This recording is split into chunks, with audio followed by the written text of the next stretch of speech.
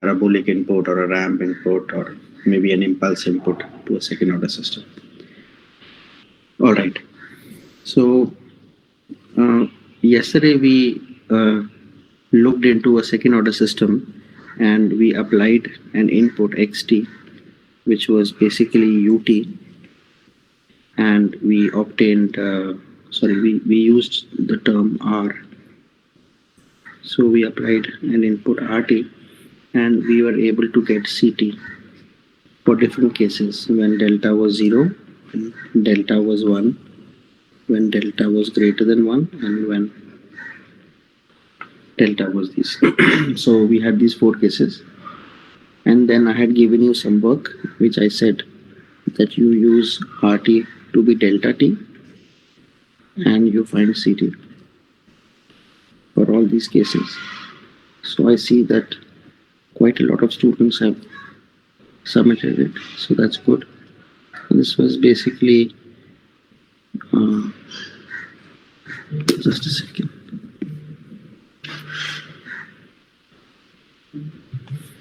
Okay, so this is like this was basically, let's call it homework, which most of you have submitted. Today we are going to look into what is called as time domain specifications.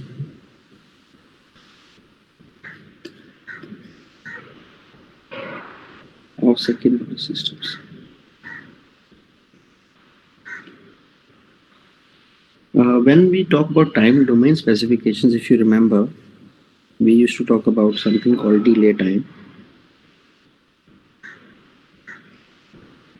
TD.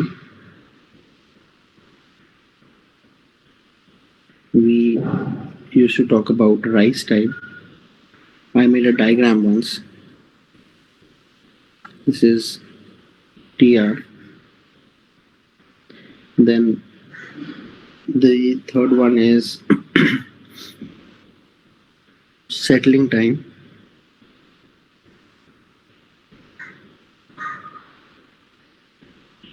Which was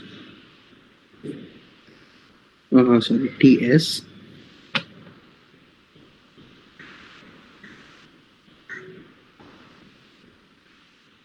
I think there's some Excel being installed, that's why. Just a second. Yeah.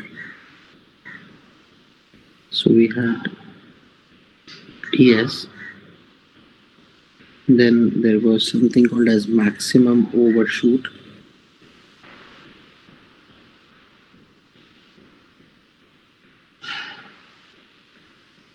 Which was MP. So these were some specifications that we had when we were studying time domain analysis, and the first lecture I made a graph. So we look into how we can evaluate these for probably the most interesting and general case, which is an underdamped oscillation. Okay, so this is what we're going to do. You can always evaluate for others, but let me do it for underdamped, and let me explain you why we actually choose underdamped to evaluate this. So I said that we are going to look into the case which is 0, delta, 1. And in this case, if you remember, we kind of got a underdamped response.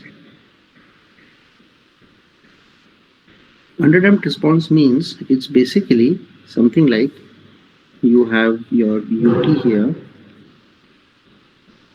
this is time, and this is ct, and then initially it starts from 0, it goes up and it takes some time, and then it comes out to this position, and this was basically 1, and 1 was the input which was provided. So this is a typical kind of a graph that you would observe any system giving. So you apply an input, it starts from 0, the output, it goes up to some maximum height, and then it takes a little bit of time to settle down to the steady state. So this is the kind of a behavior that we observe in an underdamped response. So that's why we are considering this case. The others are basically limitations of this case, the delta becomes 0 and delta becomes 1, or delta becomes greater than 1. Greater than 1 is overdamped, so it just suddenly goes down and decays. So we're not really too much interested in that. But this is an interesting case where you have transients and you have a certain amount of time before the steady state is reached.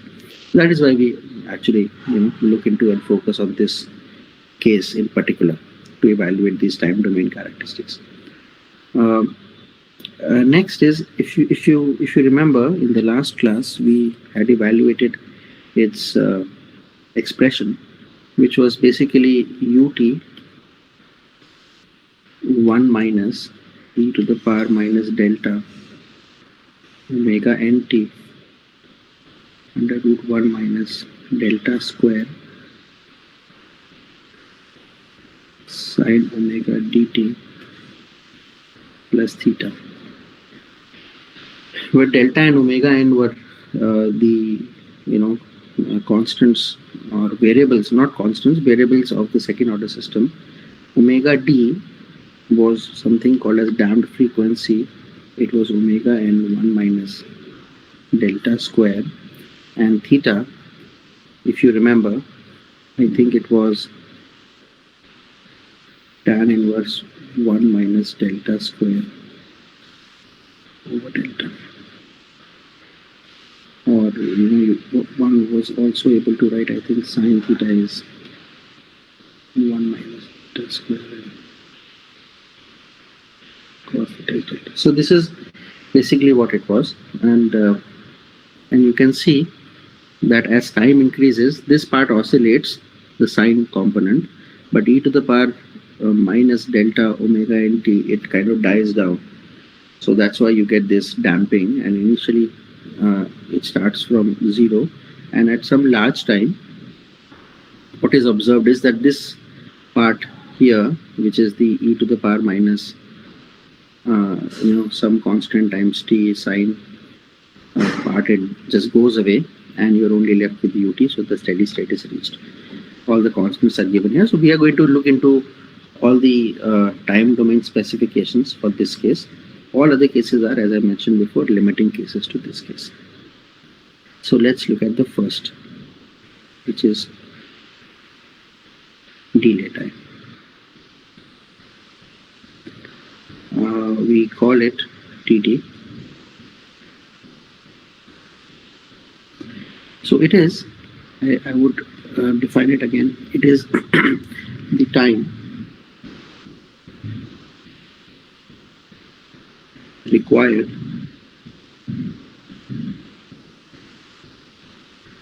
for the response or by the response, actually. It is the time required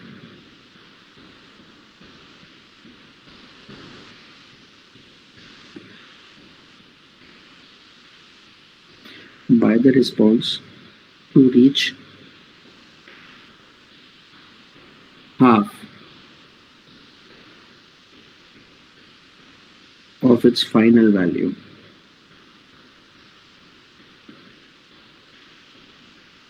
From the 0 instant. So basically, it is the time that it takes for the output to reach half of what it will achieve in the steady state. Final value means the steady state value, and we start measuring the time from t equal to 0. So if you look at that case, then the final value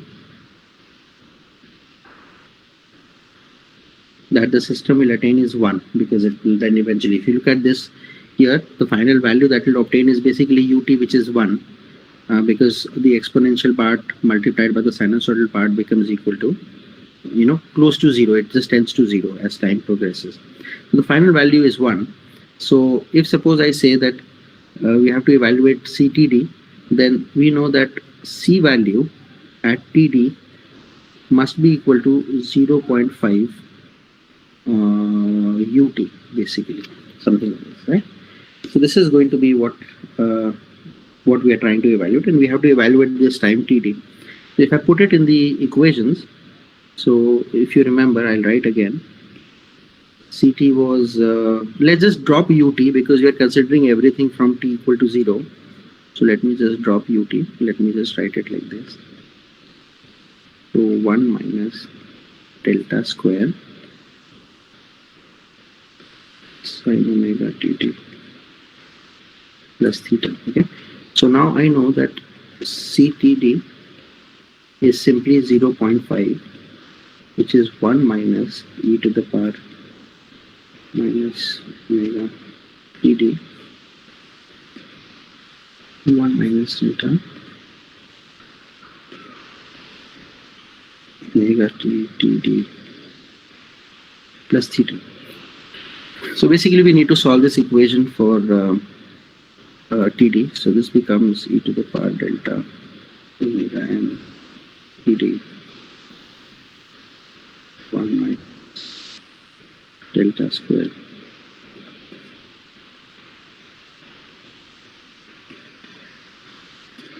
becomes 0.5. So this is basically a non-linear equation where you have exponential and sine term coming.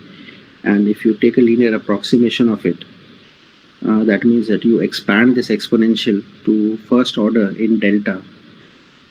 And if you expand, first order in omega n actually. We are writing it in terms of delta and omega. So first order means first power of delta and first power of omega n. And sine also you can expand because omega d is omega n under root 1 minus delta square. If you do that, if you apply what is called linear approximation, this value TD can be approximated to be equal to 1 plus 0.7 delta over omega n. So this is the delay time in the problem. So must remember this value. You have to remember this because sometimes they'll give you a problem and they'll tell you, they'll ask you what is the delay time. So you must remember the formula. It's a very simple formula. Nobody is too bothered about the derivation right now because we'll have a MCQ kind of an exam, but you should remember how it came. So this is the expression for time delay. It depends upon the system parameters delta and omega n. Delta obviously will lie between 0 and 1, and omega n could be any value that will determine based on the transfer function. So this is what it is. So here you apply linear approximation to get it because the original equation is non-linear. Only when you apply linear approximation you get this, and that's why this is not the exact value, but yeah, it's kind of an approximate value. So this is the delay time. Okay. The next thing that we will do is rise time.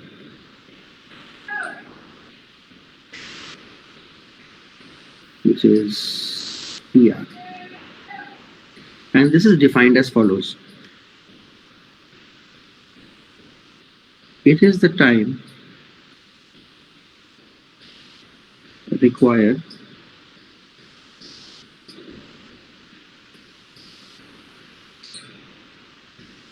for the response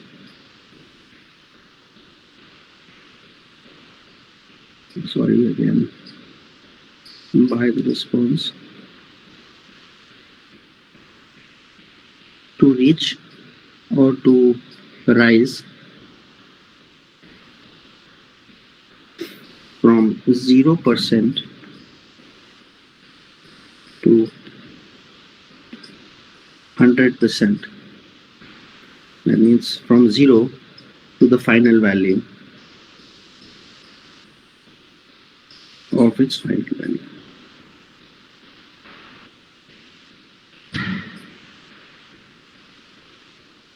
That is called as rise time. And this is defined for underdamped systems.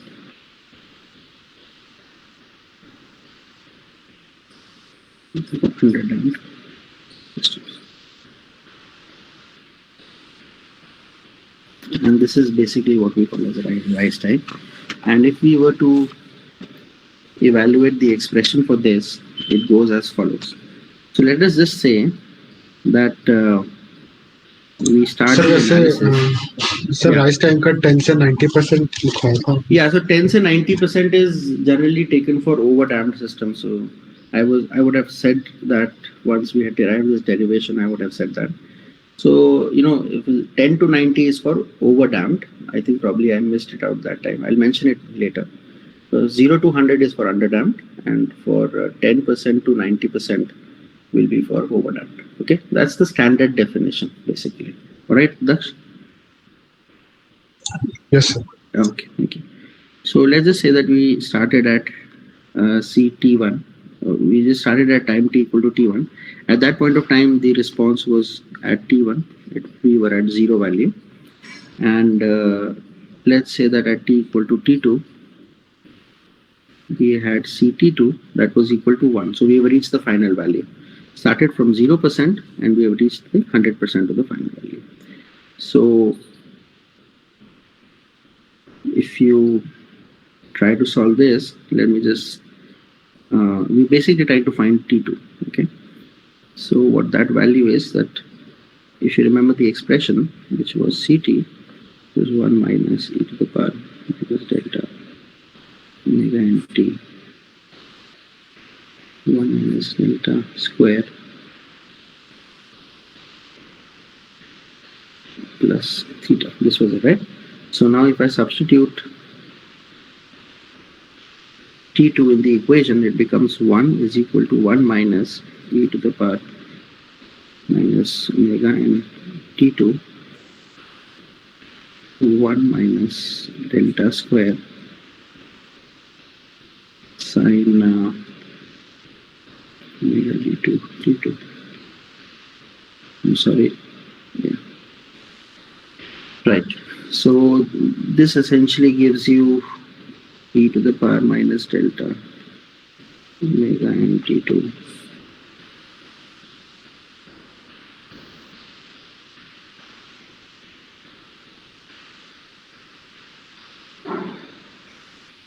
is equal to 0.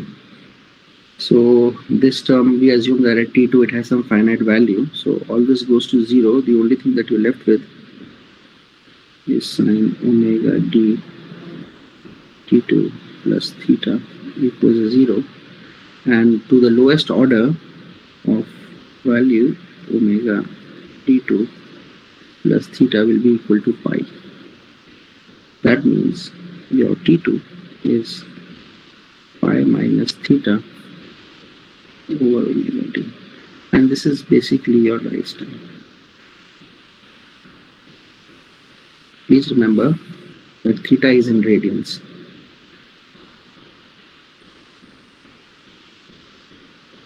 And not in degrees. So this is the expression for rise time. And you must remember it. In problems, you'll be able to evaluate it only if you know the expression. And you know that theta is basically a function of delta, which is basically sine theta is 1 minus delta square under root, or cos theta is delta, or in terms of tan theta also you can evaluate it. So this is the second thing that we have to do. I think there is one more time domain specification which I forgot to mention, which is called as peak time.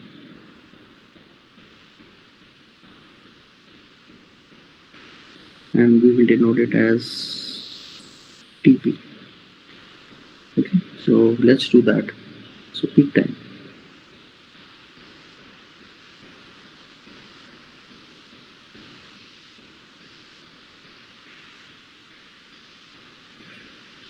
Peak time is, it is the time required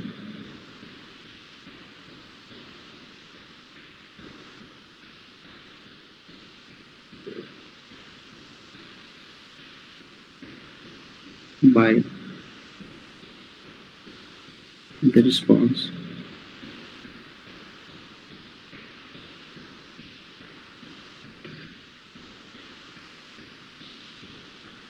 to reach the peak value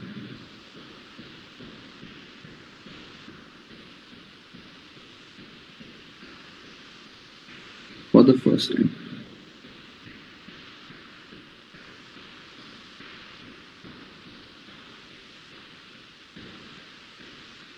So if you look at this graph that I had made, if you look at this graph, so this value, it goes up, it reaches this peak here, it comes down and then it again reaches some peaks and then it falls down to 1. But this peak that it has reached for the first time, so whatever time this time is going to be your TR.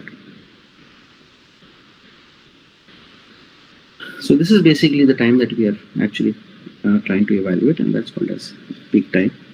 So basically, if you're given a CT, which is 1 minus e to the power,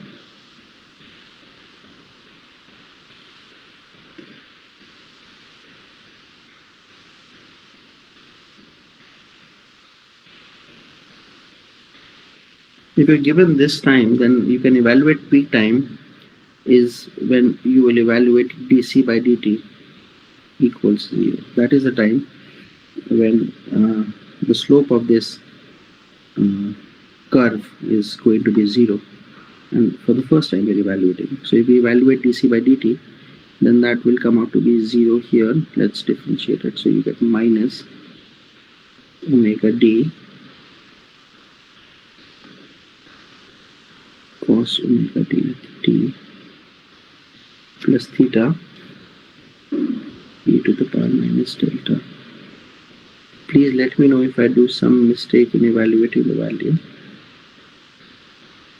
It is this, and then you are going to get a plus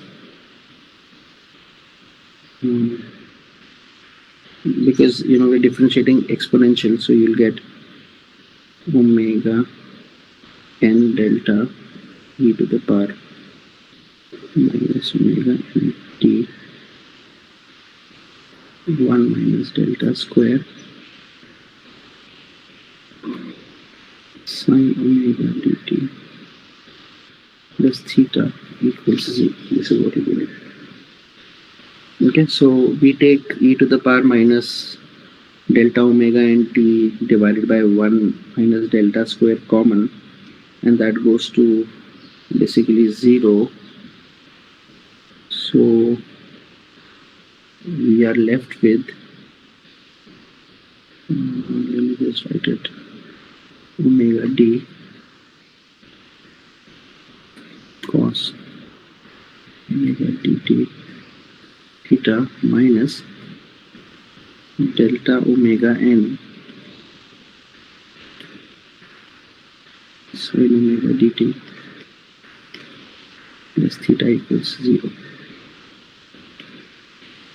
Okay, all that exponential and 1 upon delta square under root goes away. Now we also know that omega d is omega n 1 minus delta square. So if I substitute it here in omega d, I am left with 1 minus delta square cos omega dt plus theta minus delta sine omega dt plus theta equals 0. Now omega n is also taken common and it is gone. I also know that sine theta is 1 minus delta square under root and cos theta is delta. If I substitute it here, I get sine theta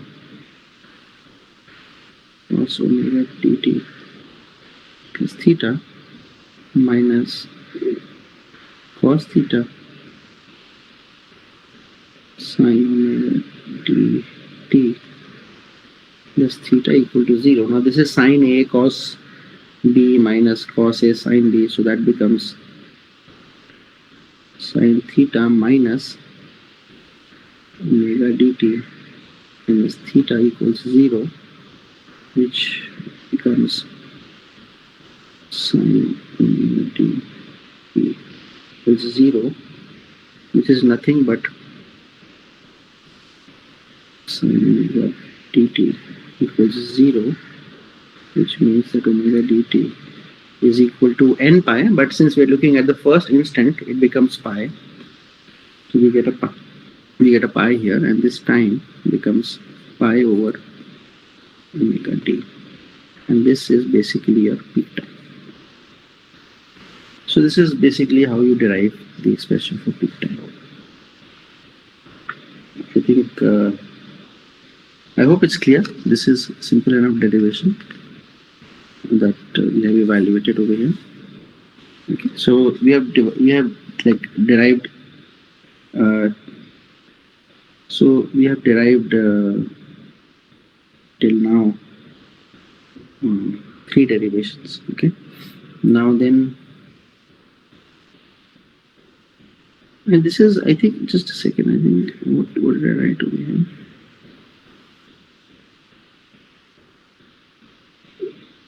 So I think rise time and this peak time is kind of considered the same thing. So let me just kind of delete this.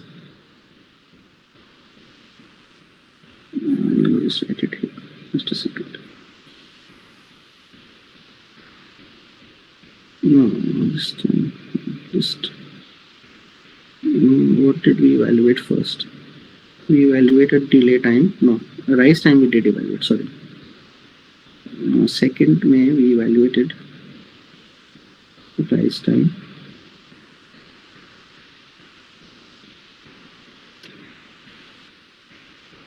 Which was TR. I am just maintaining the same order that we're evaluating. Then we evaluated peak time,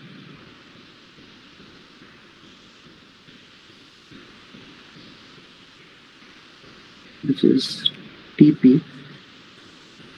Okay, then we'll evaluate maximum overshoot, and then I think last we'll do settling time.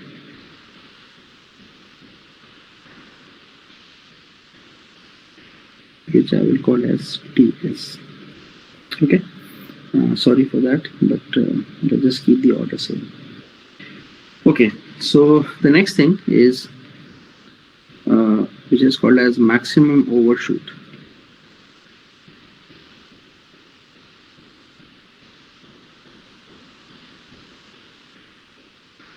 And we denote it by MP. So it is defined as the deviation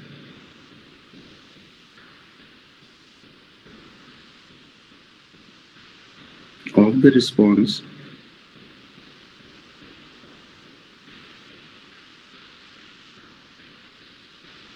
at peak time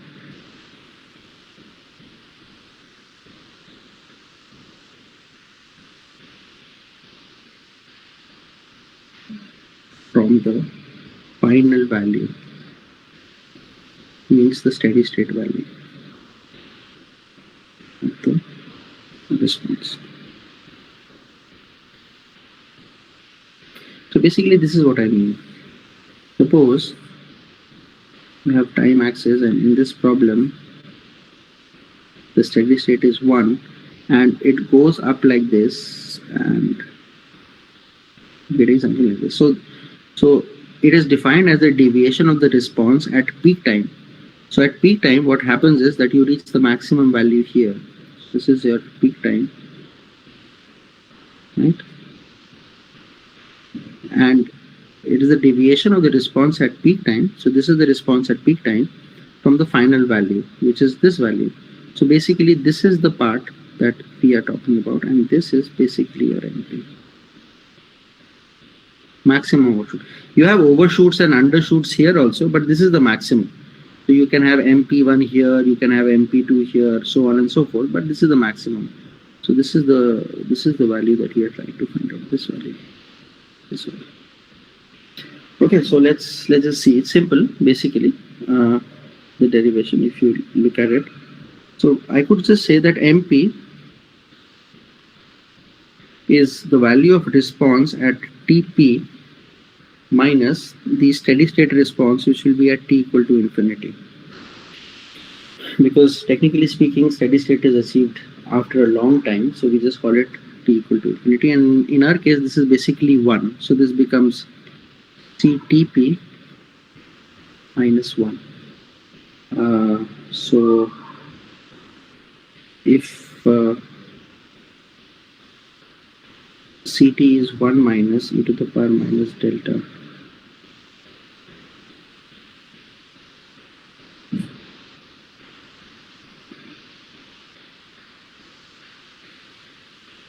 This is Ct. So if I put t is equal to Tp in this equation, I will get e to the power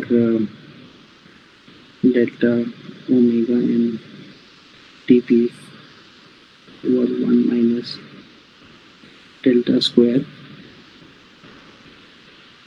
omega d Tp plus theta. And if you remember just from the last derivation, then this is pi over omega d. This is your Tp. We had just derived it in the last derivation.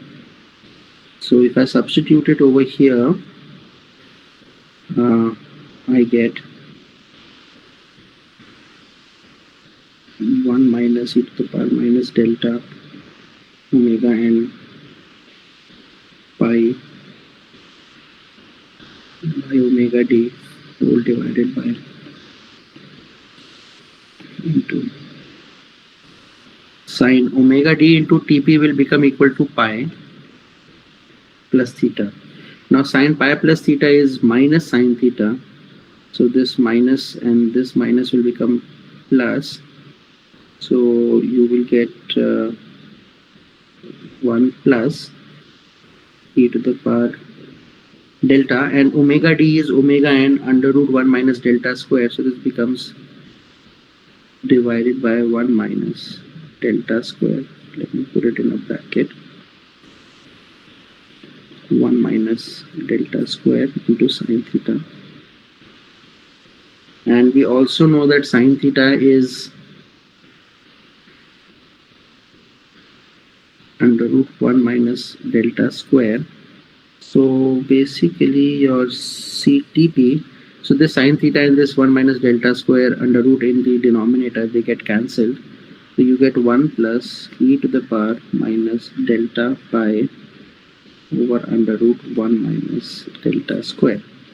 So maximum overshoot, I write again, is CTP minus 1.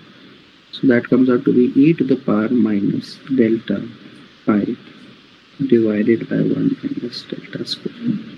That is your maximum overshoot expression. This is your expression for maximum overshoot. Sometimes they write percentage of MP. So that is simply equal to e to the power minus delta pi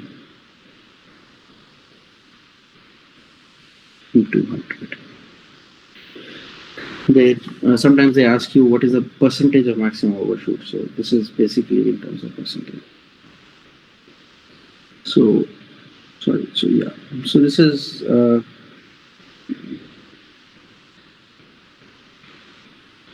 maximum overshoot. And then I think there is one last derivation, which is that of settling time.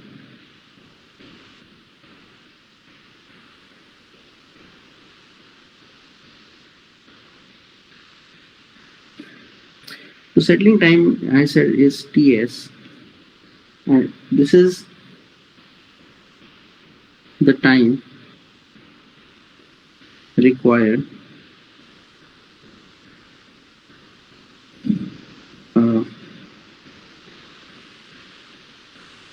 to reach the steady state or the final value.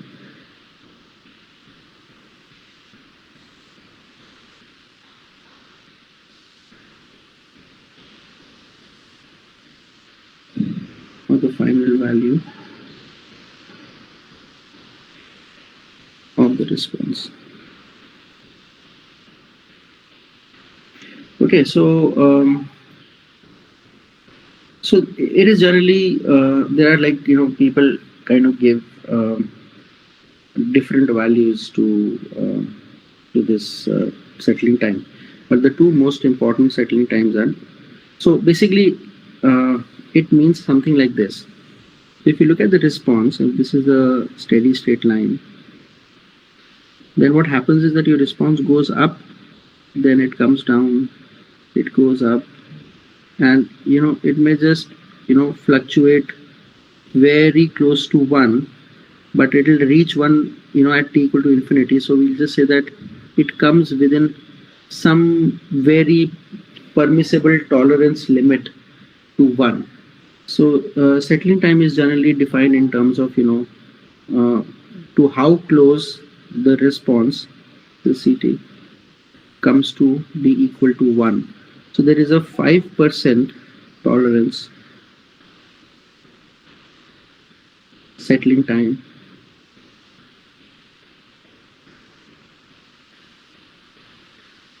and then there is a 2% tolerance settling time.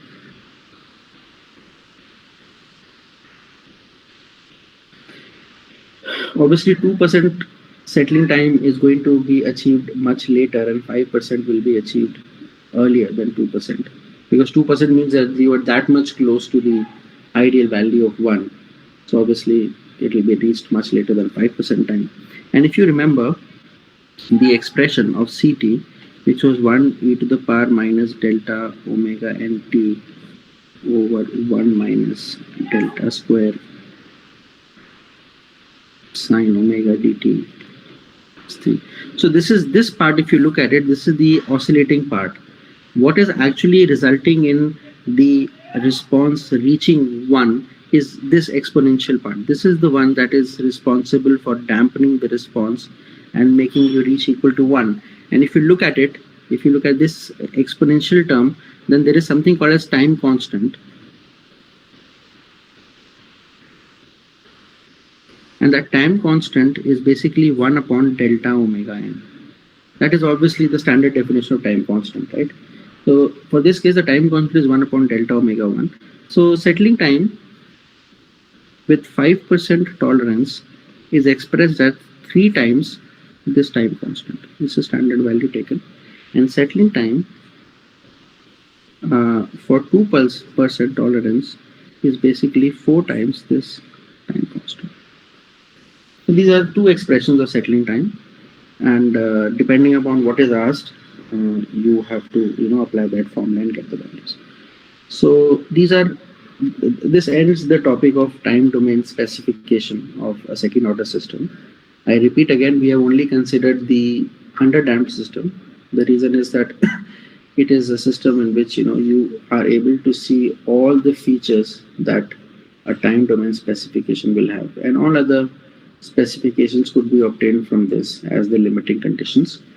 For sake of an example, let's take, and I want you people to evaluate it. Let me just tell you that there is a system which is given by this transfer function. I want you to evaluate all the system, all the time domain specifications. Evaluate. I'm waiting for an answer, so I would want you people to do it. Evaluate all time domain specifications.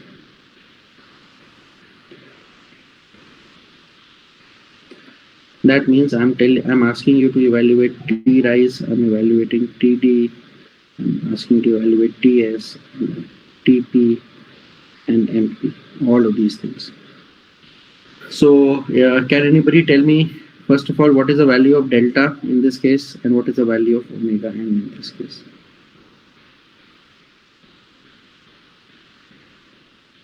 Sir, omega n is 2. Yeah, omega n is 2 because omega n square is 4. And what is the value of delta? Then, so if you remember the standard form, we had 2 Sir, delta Sir, 1 by 2. omega n is 2, right? So it is 1 by 2, which means 0.5, right?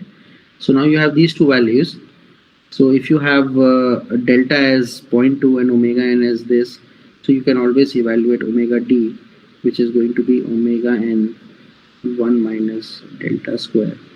This can be evaluated simply by doing some calculations, and this value comes out to be, I think, 2, and 1 upon 2 square, that will get cancelled. So I think probably kitna niklega? 2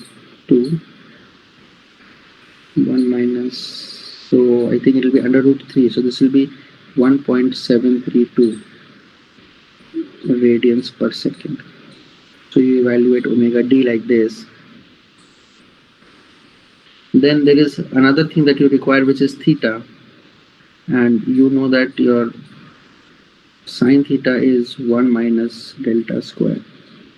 So this value will come out to be root 3 by 2, which means that your theta is 60 degree or pi by 3 radians. So I'm giving you all these things. I want you to evaluate every other thing. So please tell me what is going to be the delay time. First of all, tell me what is going to be the delay time.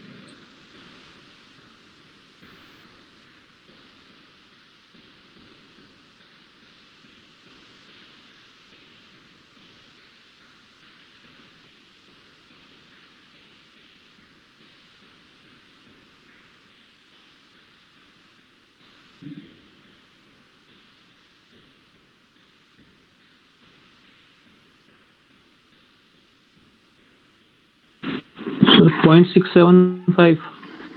Yeah, right. So we have the delay time,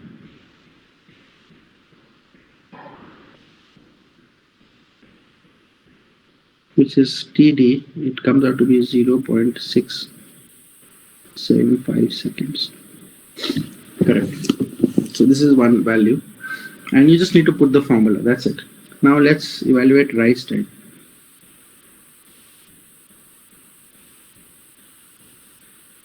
What is the value for rise time? TR.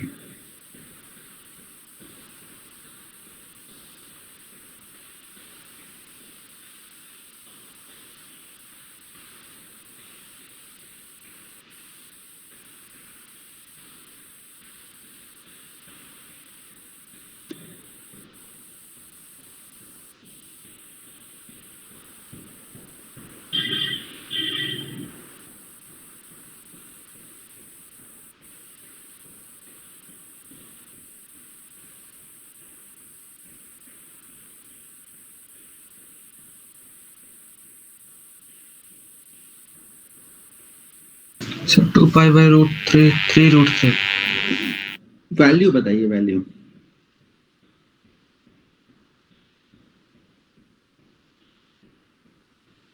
Sir, 1.21. Yeah, so it is 1.207 seconds. So yeah, roughly equal to 1.21 seconds. This is the rise time. This is the correct value. The next is evaluate peak time.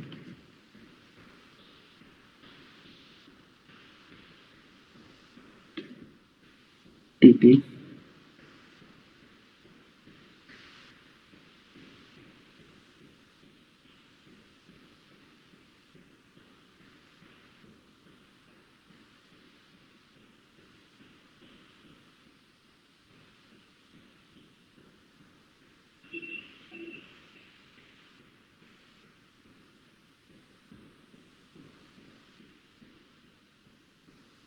Sir, 1.81. Yeah, 1.813 seconds. Correct. Now tell me what is maximum overshoot percentage.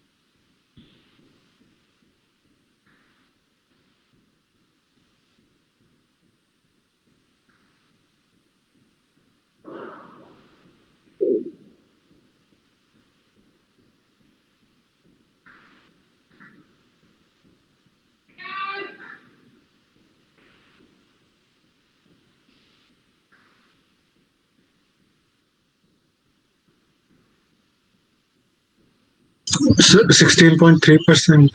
Yeah, 16.32.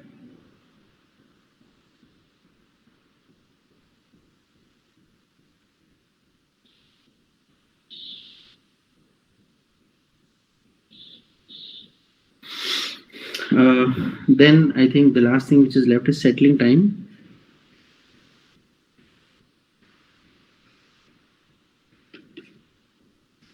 And 2% tolerance. 3 seconds. 2% will be 4 seconds. Did I write it correctly? Yeah. 2% will be 4 seconds. 5% will be 3 seconds. Because delta omega n will be 1. So 4 upon 1 is 4. So this is basically the time domain specification for second order systems. Okay. Daksh had mentioned that we were looking at it from I think was 0 to 100% when we talk in terms of rise time. For overdamped system, we start from 10% to 90%. So in that case, what will happen is that you will have a certain CT for overdamped systems.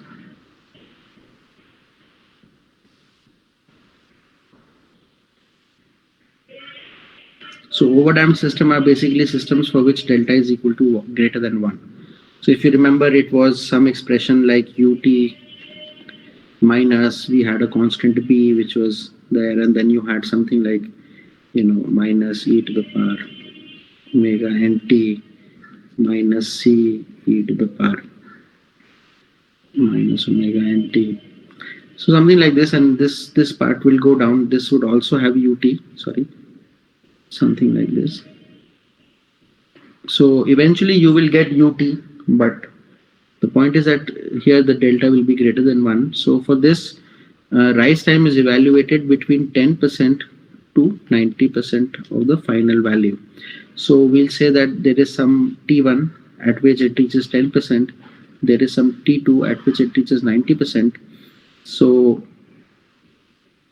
basically CT1 is going to be 10% of 1, and this would be the entire expression over here, which is that of CT. Okay, and substitute T equal to T1, whatever, and then you'll have to evaluate T1 from this expression. Then you will have CT2, which will be 90% of 1, and you will have some expression. From this you will evaluate T1, from this you will evaluate T2, and then your time will be basically T2 minus T1. So this is going to be the case for overdamped system.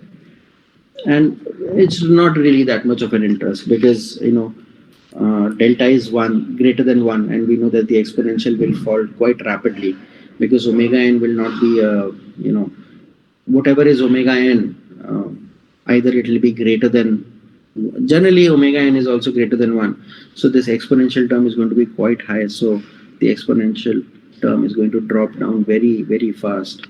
So we're really not interested in analyzing overdamped systems. We know that they will reach steady state very fast. But just because it was mentioned, I thought probably I should talk about it a little. Okay. So it's 10. I want to cover another small part so that we just finish this unit. Can I take another? I mean, the scheduled time is till 10:30. Can I move ahead and finish this off today?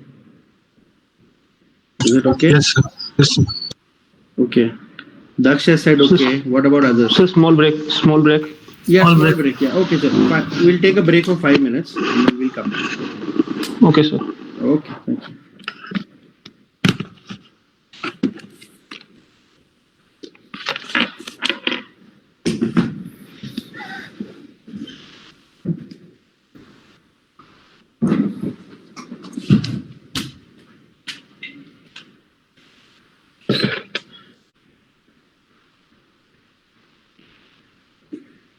Steady state error. So Basically, what do we mean by steady state error? Steady state error is simply the error between the response at t equal to infinity minus whatever is the input which is being provided. That is basically what the steady state error will be. Okay, so it is basically the difference between the output and what has been applied at the input. That is what we term as steady state error. So so I could just say that ET, which is error, is basically CT minus RT. Okay, and let me just its Fourier transform pair, let BES. The Fourier transform pair for this be CS and this be RS. Okay. Then I would say that steady state error, I could just say, is limit t tending to infinity ET. And if you remember, this is if I apply the what you call as the final value theorem in Laplace transform, so this becomes limit s tends to 0 SES. Okay, so this is basically how we'll evaluate steady state errors. We don't have to go so much into the time domain analysis. We can actually take care of this in a much better way by just the Laplace or S domain analysis. It is obviously more easier to put S equal to 0 than put t equal to infinity in expressions and evaluate the values. So 0 is comfortable point, and substitution is also very comfortable. But t equal to infinity can result in some sort of a complication some places. So we will generally use ESS. We'll use this expression to evaluate it. So though it is actually a part of time domain unit, we are actually going to be in S domain and evaluating the steady state errors. Okay. Oh, what did I do? Left so many slides.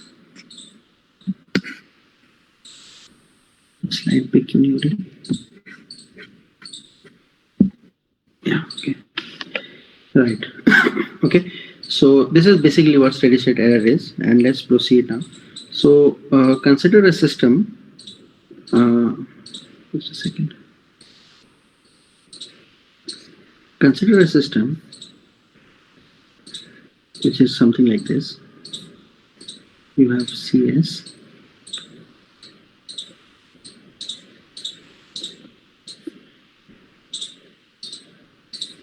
So consider a unity feedback system. So at this point we get the error, which is ES. And this ES, I'm dropping the S. It's basically R minus C.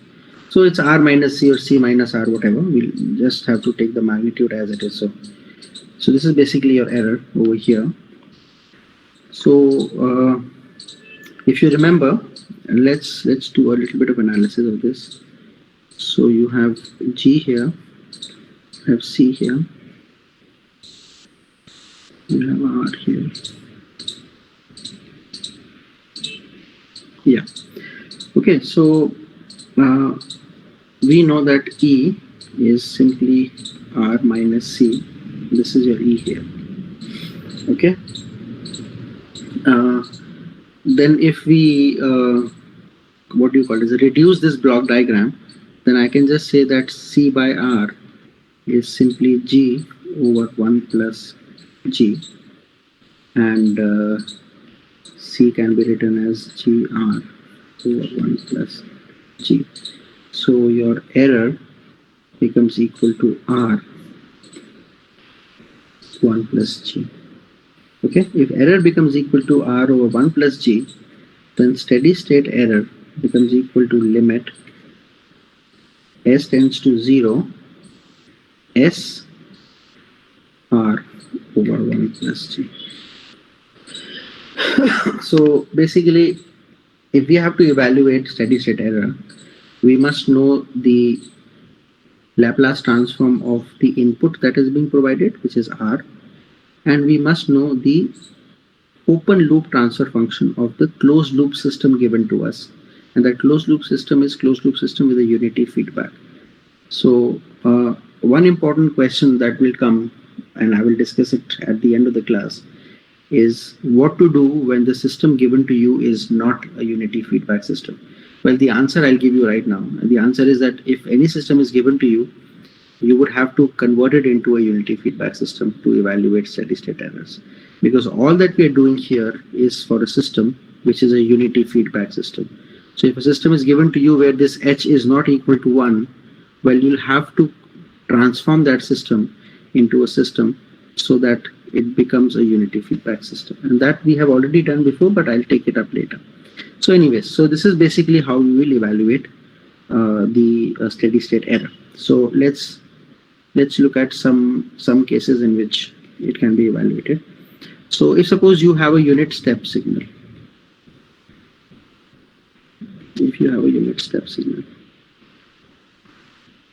that means your R, capital R, is 1 over S. Okay, so your ESS becomes limit S tending to 0, S into 1 upon S, 1 plus G, which is basically limit S tends to 0, 1 over 1 plus G. Now G could be anything given to you in the problem, so this will then become equal to 1 over 1 plus limit S tending to 0 G. And I could just, write it in a compact way. I could just say it is 1 plus into some Kp, where your Kp is limit S tends to 0 G.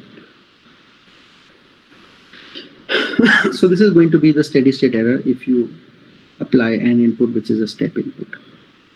Okay, then let's say we apply a ramp signal, unit ramp signal. So for unit ramp signal, your R, capital R, becomes 1 over S square. Okay, so in this case, your steady state error is going to be limit S tends to 0, S into 1 over S square, 1 over G, which becomes एक S cut जाएगा. You will have limit S tending to 0, 1 over S plus SG. So let me rewrite it again. It will be 1 over S plus SG, and this will become, so if you put S equal to 0 in this case, so you will get, let me just write it like this. So this S will go, so I can write it like limit S tends to 0, 1 over SG, and this can be written as KV, 1 upon KV. Let me just write it as 1 upon KV, where KV is limit S tends to 0 SG. Okay, so your steady state error is 1 over KV. I'm writing it because this is how they write it in books. This is the standard notation. They write this limit as KV, so I'm writing it like this. I mean, there's no need to write it, but just to be consistent with the notations which are given in Kuo and other books also, which you might be tempted to use. So I'm writing it like that. Okay. Then if you have a unit ramp signal, if you have a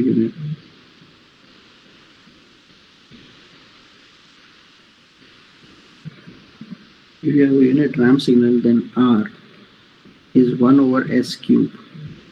Right, it will be t square by 2, so that will be 1 over S cube. So if you put it, then E steady state is going to be limit S tends to 0, S into 1 over S cube and 1 plus G. So this becomes limit S tends to 0, S square It's S square G, which becomes equal to limit S tends to 0, 1 over S square G. So ESS is 1 over KA, where KA is simply limit S tends to 0. Just a second.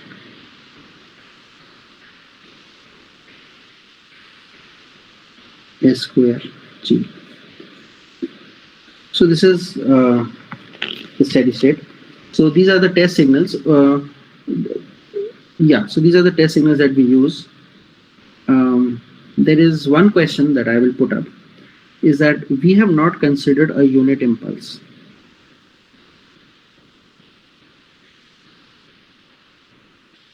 Unit impulse is not considered. Can anybody tell me why would that be? For steady state evaluations. Can anybody tell me? Okay. The reason why unit impulse is not used is that unit impulse is defined at only t is equal to 0. And since steady state is a concept which is evaluated at a very large time, at that point there would not be any input because it will only be at t equal to 0. So how will you evaluate the error? Because the input is not going to be there at any other large time.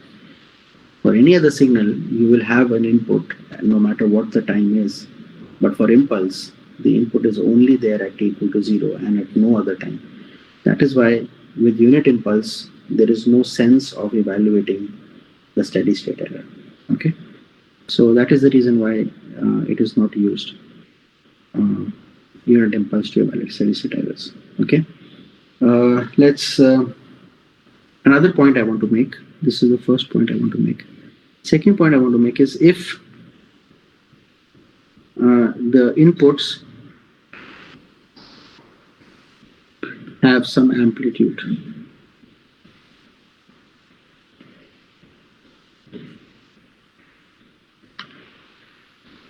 Which basically means that if suppose your R is 5 upon S. So basically what I mean is that your R was basically 5 UT.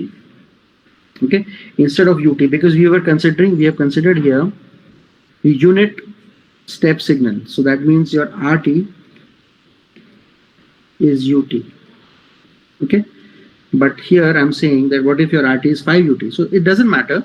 What will happen is that if whatever steady state error you evaluate, if this was a steady state error, you just simply multiply it by 5.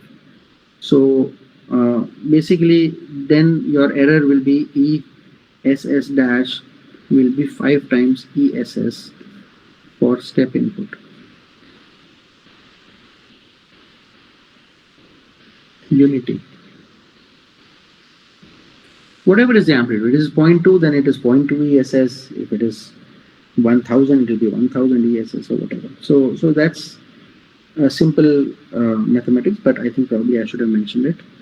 So this is what it is. Now we'll do a small example, and I say that suppose I give you a unity feedback system for which G is 5 S plus 4 divided by S square S plus 1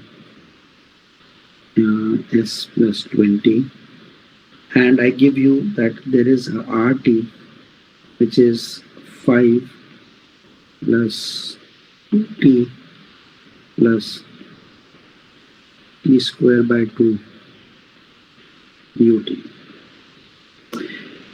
And you need to find out what is the steady state error for this case. Now, if you look at the input, it is a combination of a step, ramp, and a parabolic. All of them are there. So what we can say is that this is going to be ESS1 plus ESS2 plus ESS3. And ESS1 is going to be due to 5 UT. This will be due to 2 TUT and this will be due to t square by 2 ut. Okay, these are the contributions, and the net contribution is going to be added to all these will be added in contributions, and you get the net error. Okay.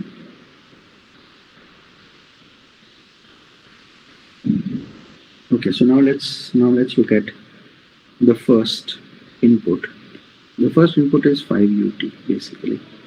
Okay, so if you remember, your ESS for a step was 1 plus kp, where kp was simply limit s going to 0 gs, and that means limit s going to 0 5s plus 4 over s square s plus 1 s plus 20, and this value when you put s equal to 0 will come out to be infinity, because there is a 1 upon s square term there, so this comes out to be infinity. And if you put infinity over here, your ESS comes out to be 0. So for input R1, your ESS1 will also come out to be 5 into 0, which will be 0. So for this input, it comes out to be 0. Let's take up the second input. The second input is 2TUT. This is basically a ramp, TUT, and it has an amplitude not unity but 2. So in this case, if you remember, your ESS was 1 over kV, where kV was limit s equal to 0, s tending to 0, SGS. So this comes out to be limit s tending to 0, SGS would mean 5, s plus 4, s into s plus 1, s plus 20. 1 s square से एक s cut जाएगा, but this also will be equal to infinity because there is a 1 upon s term. So in this case, your ESS will again be 0. That means your ESS2 is going to be 2 times 0, which will be 0. So in this case also the phase error comes out to be 0 for this input. The third case is R3, and that is t square by 2 ut. So if you remember, for this ESS was 1 over Ka, where Ka was limit s tending to 0, s square g, s, let me just make it like this. So this is, which will be 5, s plus 4, s square goes away, s plus 1, s plus 20. So if you put s equal to 0 over here, so you get 1. So this ESS is 1. And since it's not being multiplied by anything, your ESS3 is also equal to 1, which means that your net ESS is 0 plus 0 plus 1 is equal to 1. So this is the steady state error. Okay, I hope this is a simple numerical. We have evaluated it. So I think we have come to an end of this unit, but I would just kind of make a concluding remark, which I had mentioned before. And that remark is as follows, that ESS is evaluated only for unity feedback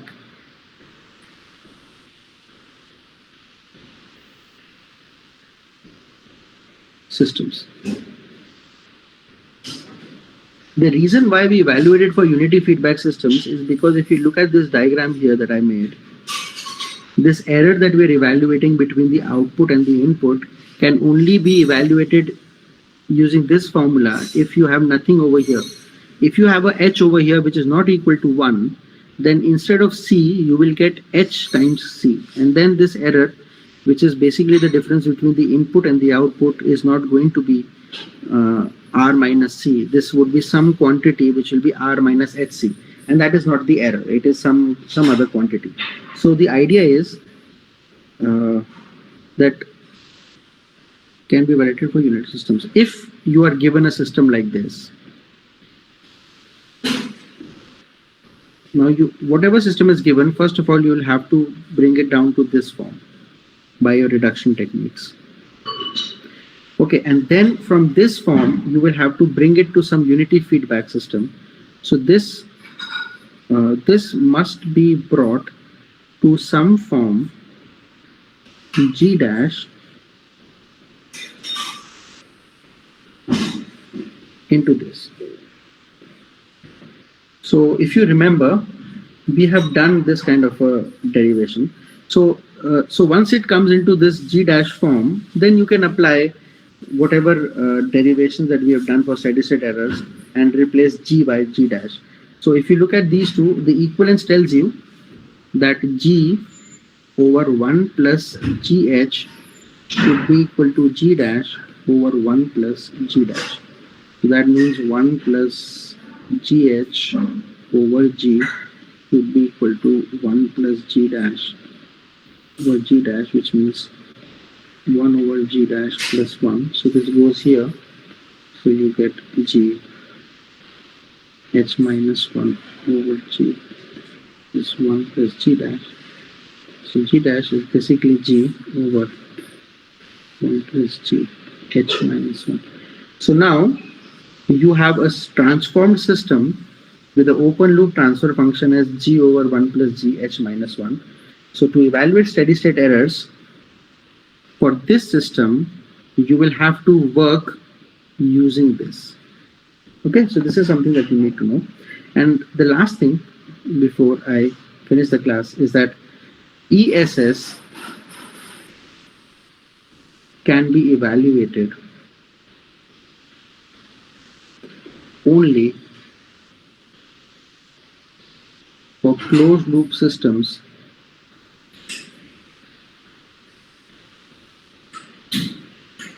that are stable. There is no point evaluating this for unstable systems. And yes, there can be closed loop systems that are unstable. So we will, in the next unit, which comes unit 4, which will start next week, we will see how is it that we can ascertain whether a system is stable or a system is unstable. Okay, so this marks the end of unit 3. What will follow maybe tonight or by tomorrow is a list of questions that I want you people to do from Kuo. I would not want you people to submit it for any participation or anything, but these are some practice problems that you must do. And since we are short of time, I don't think I'll be able to take them up. But I guess what I'll do is that I will post the questions today or tomorrow, and then I'll maybe in a week's time I'll post the solutions so that you can see them. Okay, so that is probably the way we'll be able to do numericals from this unit. Next week, when we meet on Tuesday, we are going to start with unit 4, which is stability analysis of control systems. Okay, so if there are no questions, I think probably we can all disperse. Okay, then thank you. Good day. Bye.